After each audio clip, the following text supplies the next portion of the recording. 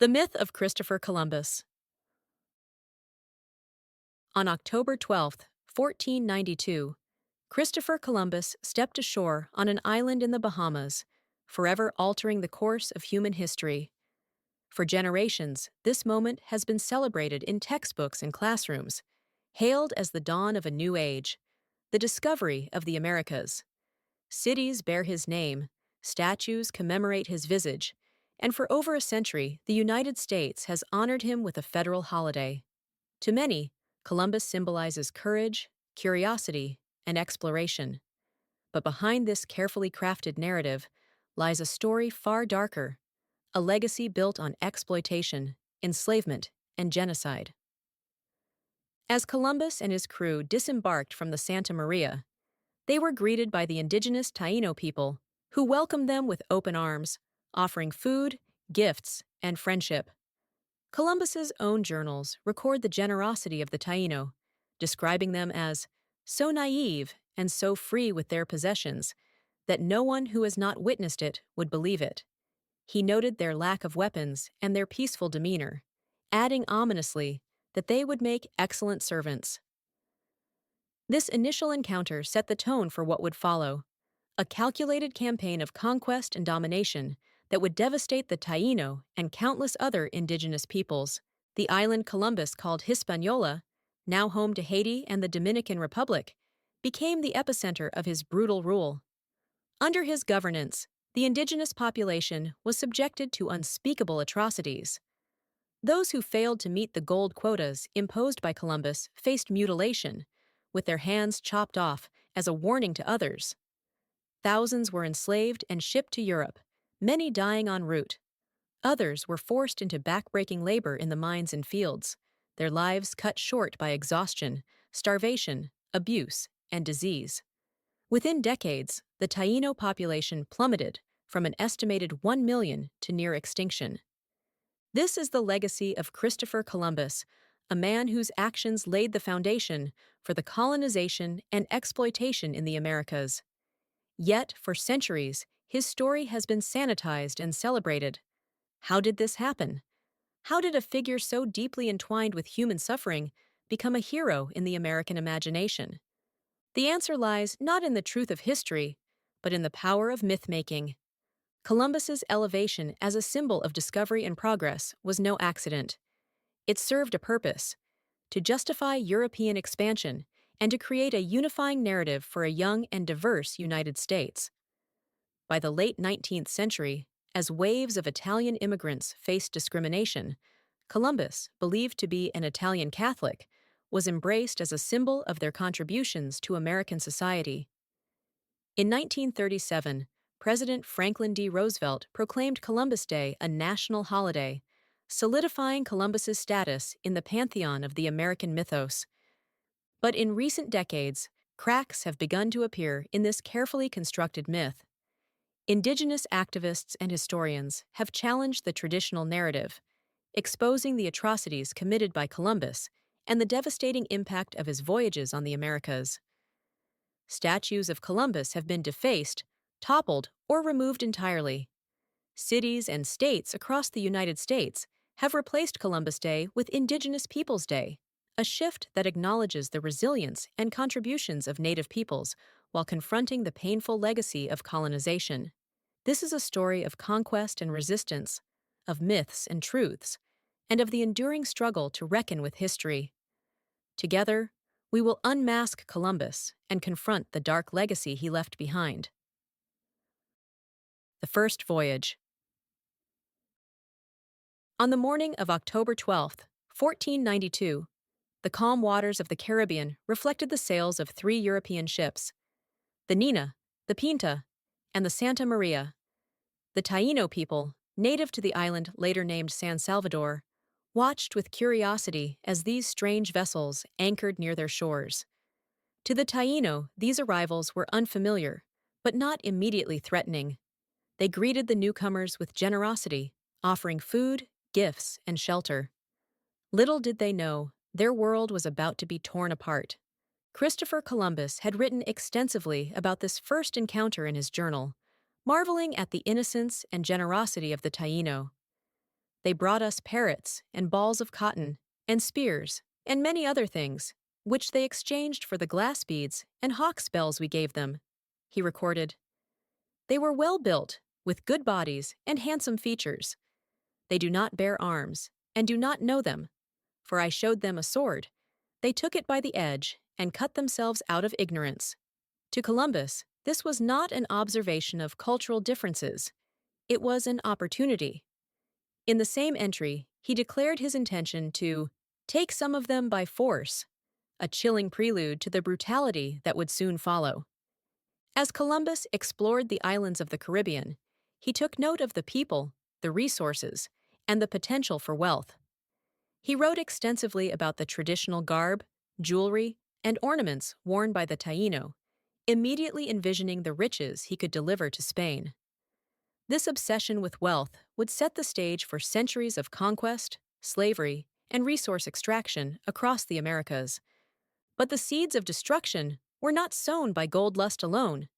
Columbus's arrival brought diseases previously unknown to the indigenous peoples of the Caribbean. Smallpox, measles, and influenza spread rapidly, killing thousands within weeks of his landing. The Taino, who had no immunity to these foreign pathogens, began to die in horrifying numbers. What Columbus's swords and chains did not destroy, his diseases did. Within months of his landing, Columbus had taken captives, shipping them back to Spain as evidence of his discovery. Many of these captives, men, women, and children, would never see their homeland again, dying en route or upon arrival. This act marked the beginning of the transatlantic slave trade, a horrific institution that would haunt the Americas for centuries. One of Columbus's letters to King Ferdinand and Queen Isabella boasted of the potential riches and human labor available in this new world, urging the monarchs to invest further in his expeditions. Columbus's first voyage remains enshrined in popular memory as a monumental achievement. The image of a lone explorer braving uncharted waters to discover a new world continues to dominate the narrative, obscuring the violence and exploitation that defined his arrival. The reality, as we now know, is far different. By 1493, Christopher Columbus returned to the Americas on his second voyage, not as an explorer seeking discovery, but as a colonial governor prepared to exploit. He arrived at Hispaniola with a fleet of 17 ships and over 1,000 men, determined to establish Spain's foothold in the New World. Hispaniola became the epicenter of his brutal regime, a colony built on the subjugation and suffering of the Taino people.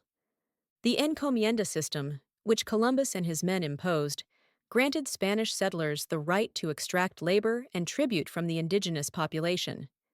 In practice, it was a thinly veiled system of slavery. The Taino were forced to work in gold mines, on plantations, and in other grueling tasks under harsh conditions. Failure to meet the quotas set by Columbus resulted in unspeakable punishments, including mutilation and death. Accounts from Bartolomé de las Casas, a Spanish priest who witnessed these atrocities, detail the horrors. They would cut off the hands of those who could not deliver their full sum of gold, and they left them to bleed to death. Las Casas's descriptions extend beyond individual acts of cruelty to the broader systemic violence inflicted by Columbus and his men. He wrote, "Mountains are stripped from top to bottom, and bottom to top 1,000 times," as the indigenous people were forced to labor in the mines. After 6 to 8 months of grueling work, Las Casas estimated that up to a third of the men died. These were not isolated incidents, but the standard conditions under Columbus's governance. Historians estimate that the island's Taino population, once numbering over 1 million, was reduced to a few thousand within 2 decades of Columbus's arrival. Some sources suggest the pre-contact population may have been as high as 8 million, making the loss even more catastrophic. Entire communities were wiped out, either through violent conquest or the introduction of European diseases like smallpox and measles. These diseases spread with devastating speed, decimating the Taino and leaving entire villages empty. Survivors were often hunted down or enslaved, leaving no chance for the culture to recover. Columbus's personal role in these atrocities is undeniable. Historical records reveal that he sanctioned and participated in acts of extreme violence to maintain control. When faced with resistance from the Taino, Columbus ordered mass executions and public displays of terror to subdue any opposition. His governance relied on fear and force, creating a reign of terror that extended far beyond Hispaniola. In one particularly grim episode, Columbus's men hanged indigenous leaders en masse in what Las Casas described as acts of cruelty beyond comprehension. Many historians have highlighted the profound hypocrisy of Columbus's actions. He often invoked the name of God and framed his conquests as part of a divine mission. Yet his actions stood in stark contrast to the Christian values he claimed to uphold. This dissonance underscores the perverse logic of colonialism, which sought to rationalize the destruction of entire populations in the name of progress, civilization, and Christ. Christopher Columbus embarked on 3 subsequent voyages following his first historic landing in 1492, each one expanding the scope of his brutality. Far from voyages of discovery, these expeditions entrenched a regime of violence, exploitation, and systemic oppression. These later voyages, spanning from 1493 to 1504, reveal the true priorities of Columbus and his patrons: resource extraction, enslavement, and the consolidation of power at any cost. Colonization and escalating violence. Columbus's second voyage in 1493 marked a significant shift from exploration to colonization. With a fleet of 17 ships and over 1,200 men, Columbus returned not to explore new lands, but to build permanent settlements and exploit the wealth of the territories he claimed for Spain. This voyage included priests to Christianize the indigenous peoples, soldiers to enforce Spanish rule, and settlers eager for riches and land. The atrocities committed during this period escalated in both scale and cruelty. In Hispaniola, Columbus expanded the encomienda system, forcing entire indigenous communities into labor camps. Resistance from the Taino was met with brutal repression. In one campaign, Spanish forces rounded up and slaughtered thousands of indigenous men, women, and children in an effort to quell uprisings and terrorize the population into submission. Some survivors fled to the mountains, only to be hunted down by Spanish forces. This time period also saw the employment of systematic sexual violence against the native population. Columbus's men seized Taino women and girls, some as young as 9 years old, to serve as sexual slaves for the Spanish settlers.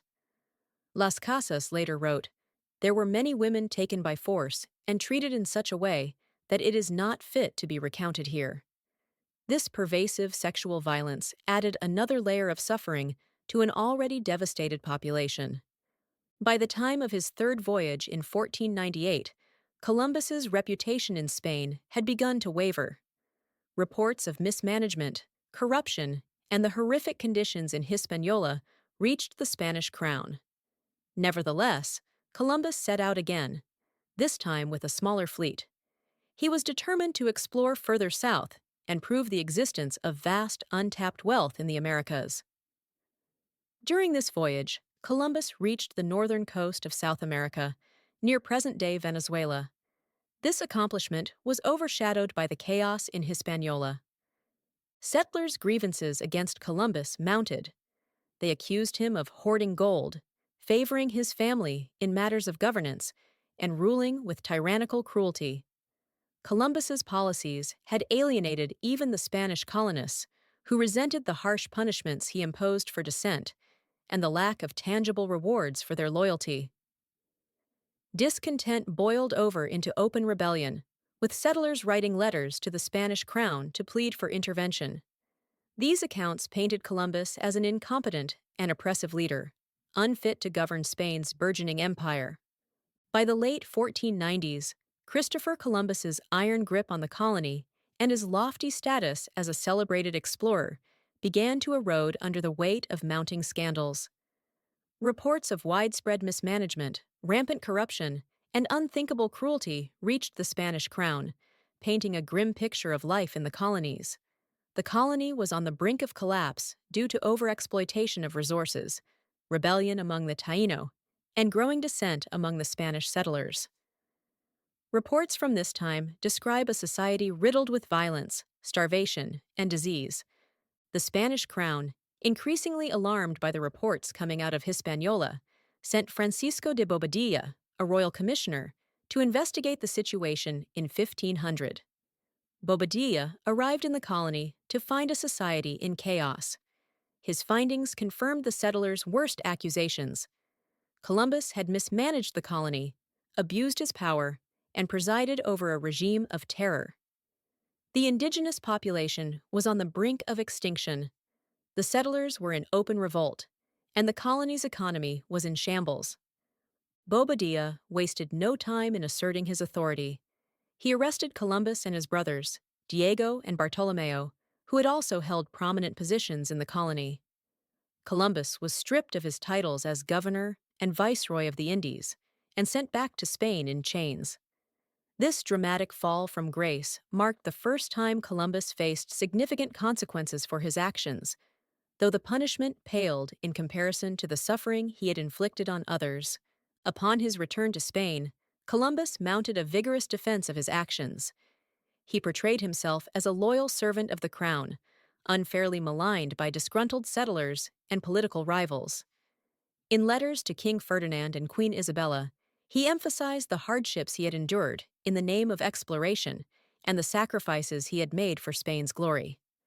Columbus also sought to invoke his past achievements, reminding the monarchs of his role in discovering the New World and opening the door to its riches. While Ferdinand and Isabella ultimately released Columbus and allowed him to retain some of the wealth he had accumulated, they refused to reinstate him as governor of the Indies. His reputation, once unassailable, had been permanently tarnished.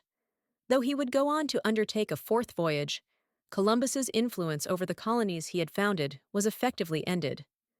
Columbus's fourth and final voyage in 1502 was marked by desperation and diminishing returns. Stripped of his authority and facing increasing skepticism from the Spanish crown, Columbus embarked on this expedition to find a western passage to Asia and recover his reputation. Instead, his fleet encountered shipwrecks, hostile encounters with indigenous groups, and mounting evidence of his failure as a leader.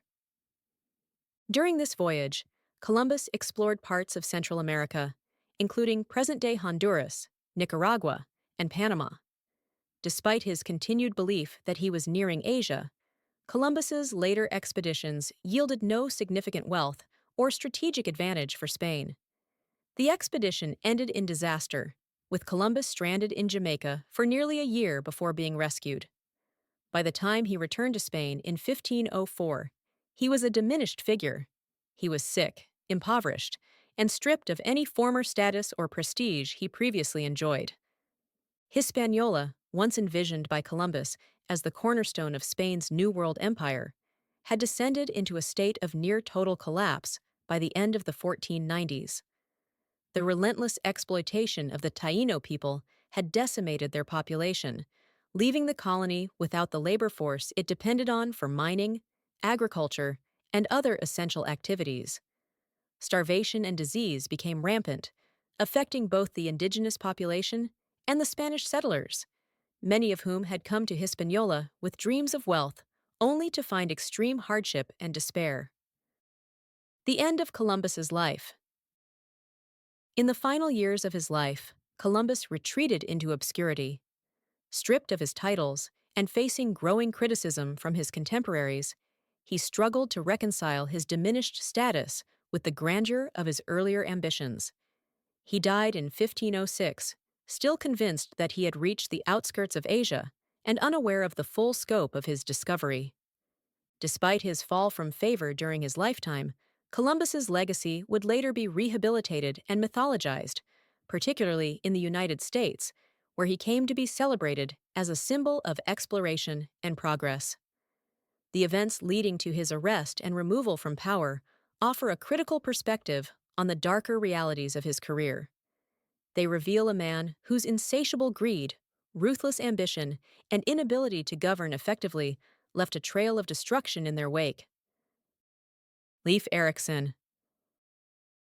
While Christopher Columbus is often credited as the discoverer of the Americas, history tells a more complex and nuanced story. Nearly 500 years before Columbus set sail, a Norse explorer named Leif Erikson had already reached the shores of North America. The archaeological evidence supporting his voyage presents a direct challenge to the mythology surrounding Christopher Columbus.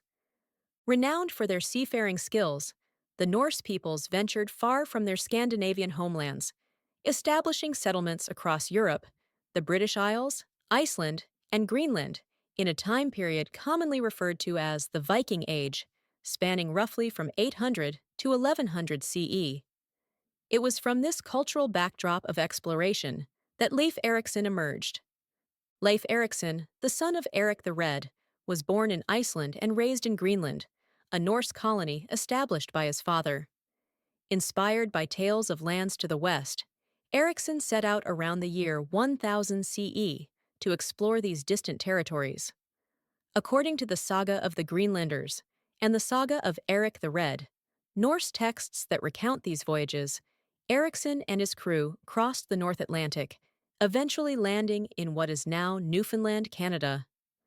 Archaeological evidence at Lons aux Meadows, a UNESCO World Heritage Site, supports the historical accuracy of these sagas. Excavations at this site have uncovered the remains of a Norse settlement, including turf houses, workshops, and tools, dating back to the early 11th century. This discovery provides definitive proof that Norse explorers reached North America centuries before Columbus. The interactions between the Norse and the indigenous peoples of Vinland, whom the sagas refer to as Skraelings, were markedly different from the brutal campaigns of conquest carried out by Columbus. Although there were instances of conflict, the Norse seemed to engage in more limited and pragmatic exchanges with the indigenous populations. These encounters highlight an alternative narrative of early European contact with the Americas, one that contrasts sharply with the violent legacy of Columbus. If Leif Erikson reached the Americas centuries before Columbus, why is Columbus celebrated as the discoverer of the New World? The answer lies in the historical context and the motives behind the narratives crafted by European powers. The Norse expeditions, while remarkable, did not result in sustained contact between Europe and the Americas. By contrast, Columbus's voyages occurred during a period of European expansionism, driven by a desire for wealth, land, and resources.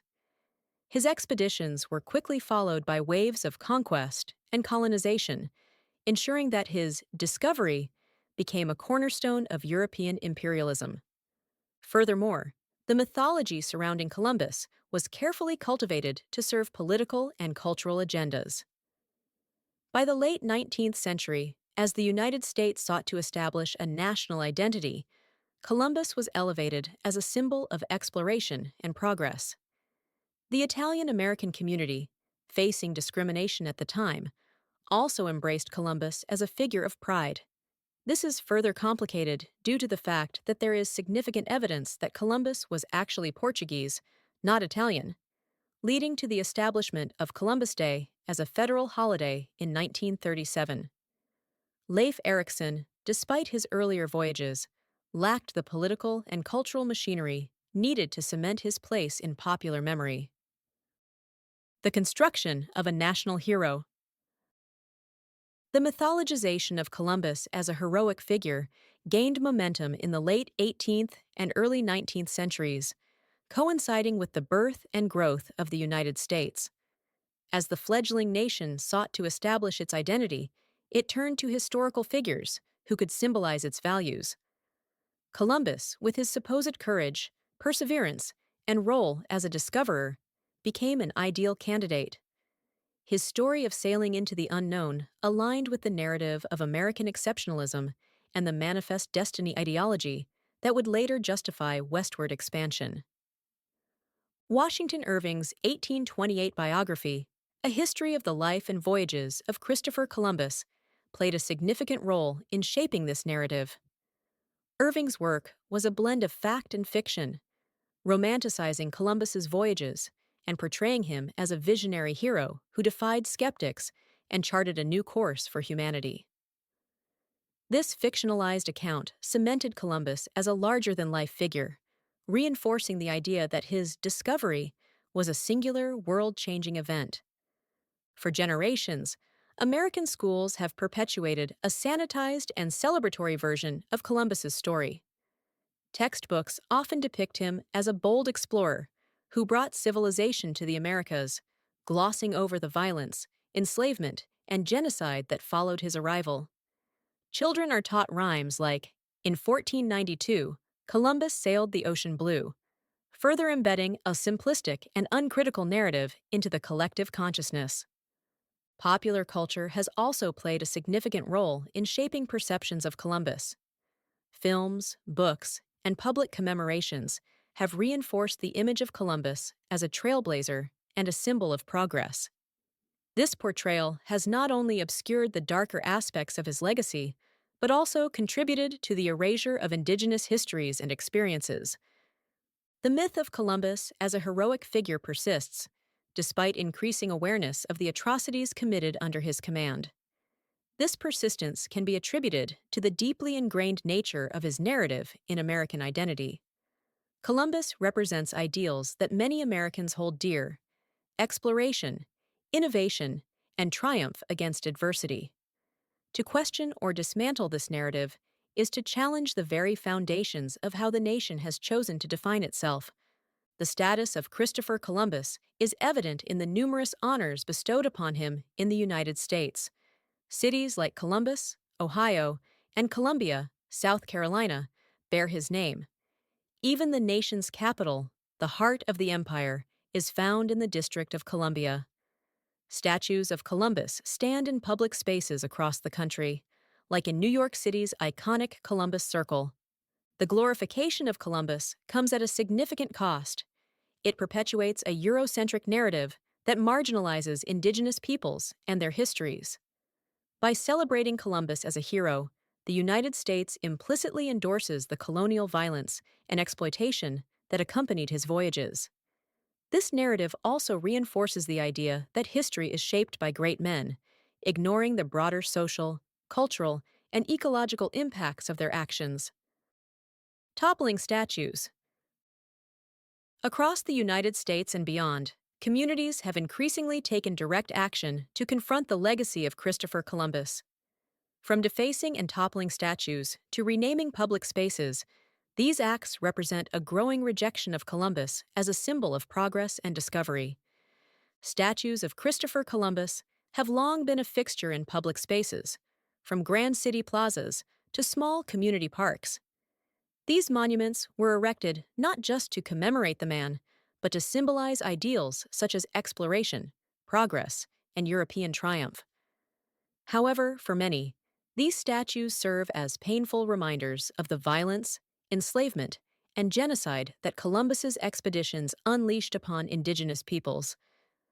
These statues often reflect more than just a celebration of Columbus. Many were erected during periods of heightened racial tensions in the late 19th and early 20th centuries. At this time, Italian Americans faced discrimination and sought to use Columbus as a symbol of their contributions to the United States.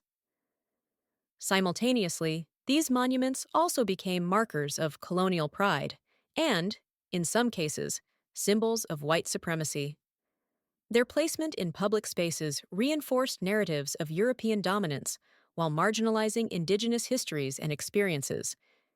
In recent years, the United States has seen widespread protests against monuments that honor Columbus. Demonstrators, calling for a reckoning with historical injustices, have torn down or defaced statues of Columbus in various cities, including Boston, Massachusetts, Richmond, Virginia, and Baltimore, Maryland. These acts of civil disobedience are seen by many as an expression of frustration with the continued glorification of figures who played a central role in the oppression of Indigenous people. In Boston, a statue of Columbus was famously beheaded in 2020, drawing national attention. In Richmond, activists toppled a Columbus statue and threw it into a lake, a dramatic gesture that highlighted the depth of anger and discontent surrounding his legacy. Similarly, in Baltimore, protesters pulled down a Columbus statue and tossed it into the city's inner harbor. These high-profile incidents underscore the symbolic power of these acts, which challenge the dominant colonial narrative and demand a re-examination of whom society chooses to honor. Some cities and states have proactively removed Columbus statues to avoid conflict and demonstrate solidarity with Indigenous communities. For example, the city of Columbus, Ohio, removed a statue of its namesake from outside City Hall in 2020. Officials cited the growing recognition of the harm caused by celebrating Columbus's legacy and the need to foster inclusivity in public spaces. In addition to removing statues, communities have taken steps to rename public spaces that honor Columbus.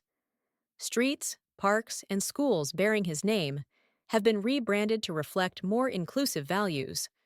For example, several schools across the United States have replaced Columbus's name with those of local indigenous tribes or historical figures who represent justice and equity. Indigenous Peoples Day has also replaced Columbus Day in numerous cities and states, symbolizing a broader shift in how history is commemorated. One notable example is Chicago's decision to rename Columbus Park to honor Indigenous heritage. This renaming process often involves community engagement and education, providing opportunities to reflect on the histories these spaces represent, and to consider whose voices have been excluded from the narrative. The growing movement to confront Columbus's legacy reflects a broader shift in how American society reckons with historical injustice. It is not simply about removing monuments or changing holiday names. It is about recognizing the continuing impact of colonization on Indigenous communities and deconstructing the oppressive systems that remain today. By acknowledging this painful chapter in history, the United States can begin to address its legacy of colonialism and white supremacy. These actions, many of which are symbolic, represent a larger effort to honor Indigenous communities, understand their histories, and acknowledge the ongoing challenges they face.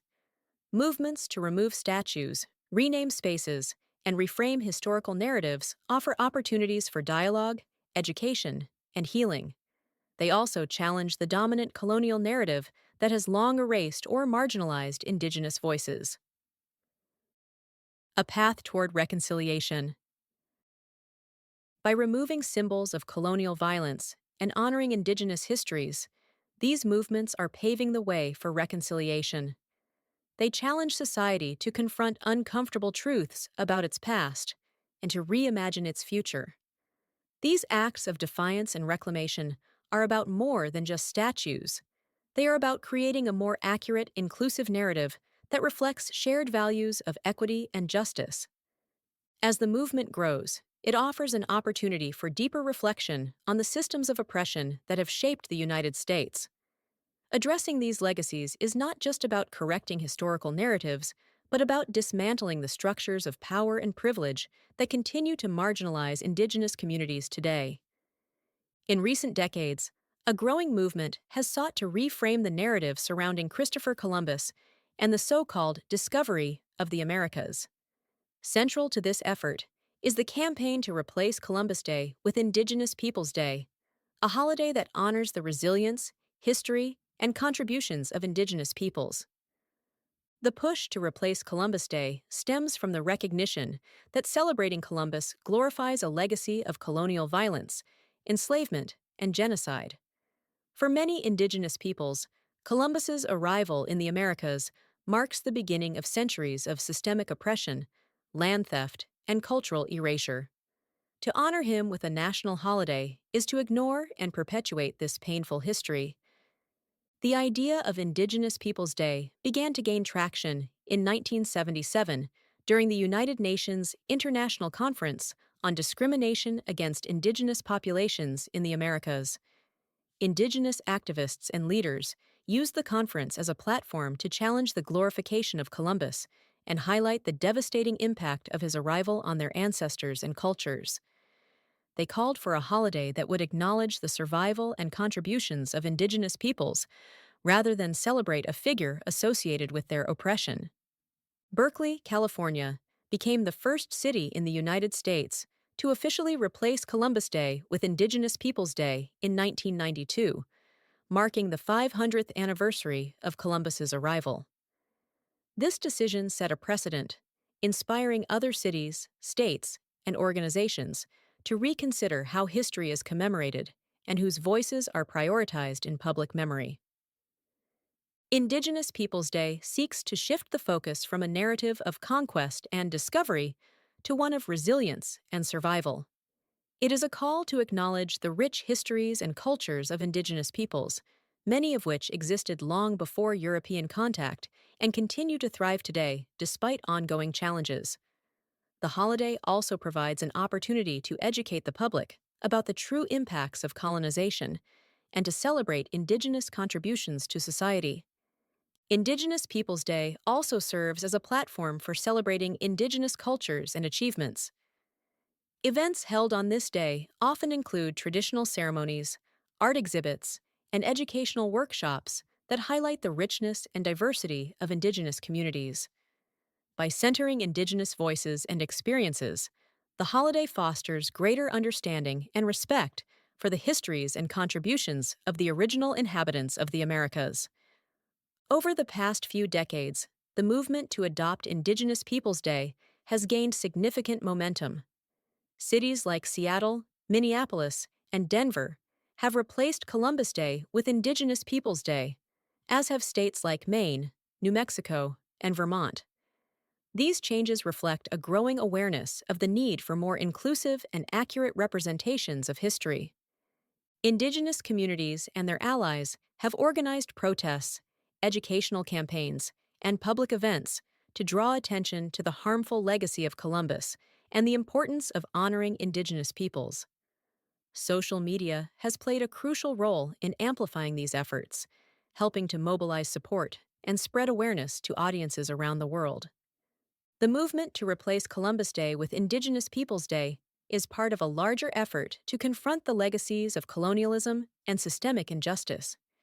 It aligns with other initiatives to remove statues of Columbus, rename public spaces, and incorporate indigenous histories into educational curricula.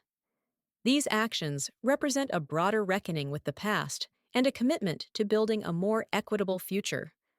Grassroots activism has been the driving force behind these movements. Indigenous communities, alongside allies from diverse backgrounds, have organized protests, petitions, and educational campaigns to demand change. Social media platforms have played a crucial role in amplifying these efforts, using hashtags like #DecolonizeHistory and #AbolishColumbusDay to raise awareness and mobilize support. Through digital platforms, activists have been able to share resources, coordinate actions, and build solidarity across movements. Former President Donald Trump recently issued a proclamation reinstating October 13th as Columbus Day. In that proclamation, he described Columbus as the original American hero and castigated what he termed left-wing radicals for targeting Columbus's legacy through statue removals and historical revisionism. Trump and his allies characterize his move as restoring traditional national symbols, defending Italian-American heritage, and resisting what they frame as cultural erasures of celebrated historical figures. The ongoing challenge to Christopher Columbus's legacy is not just about statues or holidays. It is about the broader struggle to confront and dismantle the systems of oppression that his story represents. By addressing these legacies, societies can take meaningful steps toward reconciliation and justice for indigenous communities and all those impacted by colonial violence. As we move forward, it is essential to continue questioning the narratives we uphold and the symbols we honor. By fostering a more inclusive and accurate understanding of history, we can create a future that values equity, respect, and shared humanity. The movements to confront Columbus's legacy remind us that history is not static, but a living, evolving story, one that we have the power to shape for the better.